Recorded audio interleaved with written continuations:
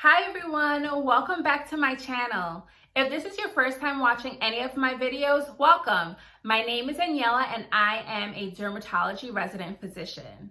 My channel is for anyone who is training in medicine or thinking about training in medicine, and I give advice as well as real life experiences from my own journey to help make your journey feel more attainable. If this sounds like something you're interested in, go ahead and click that subscribe button and subscribe to my channel now. Today, we'll be talking about how having the right attitude is important for becoming a physician. You need to be a person who's positive, you need to believe in yourself, and you need to be relentless, a fighter, someone who's determined. And when I say mindset is important, it really is. It's like when you train your mind to think a certain way, your whole demeanor, the way you view things completely changes. Trust me, I was a negative Nancy, and throughout the years, I've learned and grown, and I've learned to believe in myself and trust in myself. And I realized that having my positive mindset really changed the way things worked out for me. So much so that I even have this cute poster on my wall because I really think that mindset is what sets the tone of all of your future successes. It's very important to put positive spins on every situation. So, what is one of your weaknesses? Was it an MCAT score or just your science GPA in general? For me, that was one of my weaknesses. So how did I put a positive spin on it? I decided that I was going to work on proving to the medical schools that I can handle science courses. I did a master's program and did very well in it. And so even when they saw that I didn't do as well as others on the MCAT, they saw that I was able to handle the challenging courses that come with medical school. That was my positive spin. What will your positive spin be? Another thing is, there's some people who undermine activities that they've done prior to their medical experiences as if those weren't important. Everything in your life has been important and influential.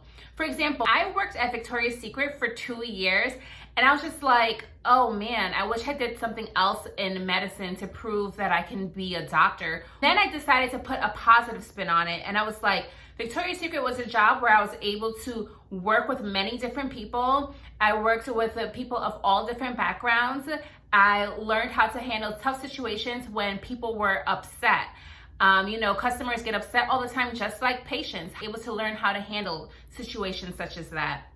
I was able to learn how to work in teams because my job taught me that. And I put that into my application. Everything you've done, trust me, can have a positive spin on it. I am aware how COVID-19 has just flipped our lives upside down.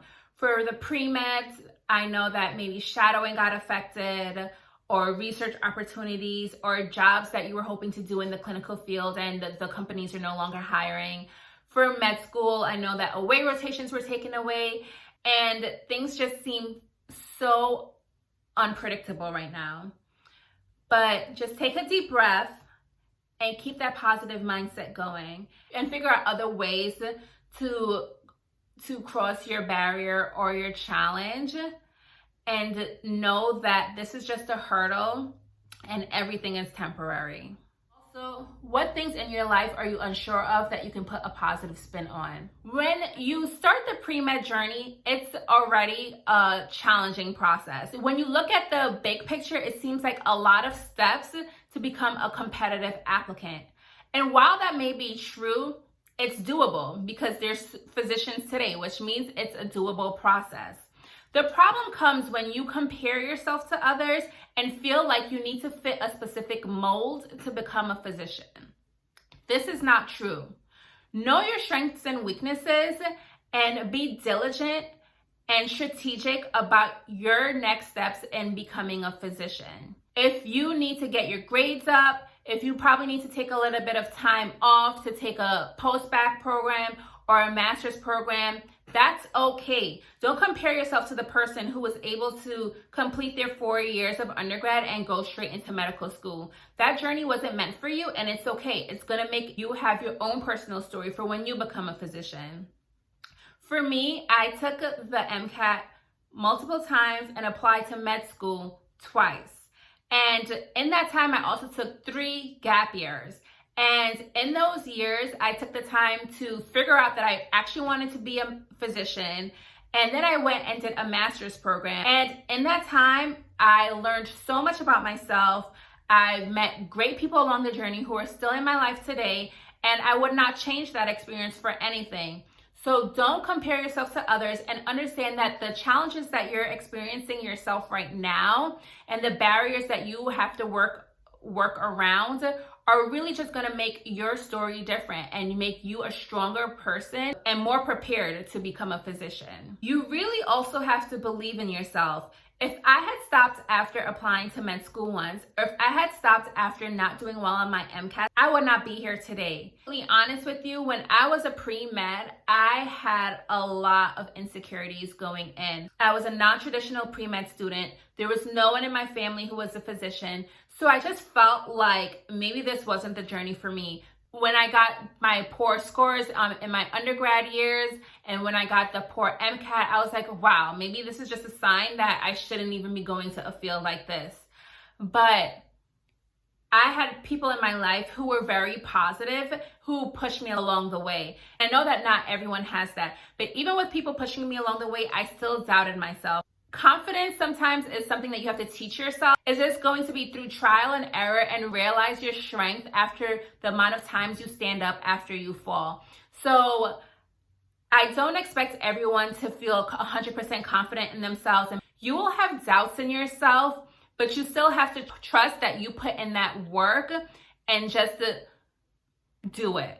Apply to medical school. Apply to that competitive residency program. Because if you don't do it, you never know what opportunities you will miss. Also, when I took my MCAT, my repeat MCAT didn't improve as much as I would have liked it to. However, I still went ahead and applied to med school. That's because I was determined. Although I was not 100% confident in myself, I had at least some confidence that in other aspects, I improved my application and was a much better applicant than when I applied the first time around. So whatever weaknesses you have, may it be grades, may it be a financial limitation, use those weaknesses and just figure out how are ways that you can improve yourself. If it's taking a post-bac or a master's program, that's fine. If it's taking time off to work to save up money for your med school application, that's fine.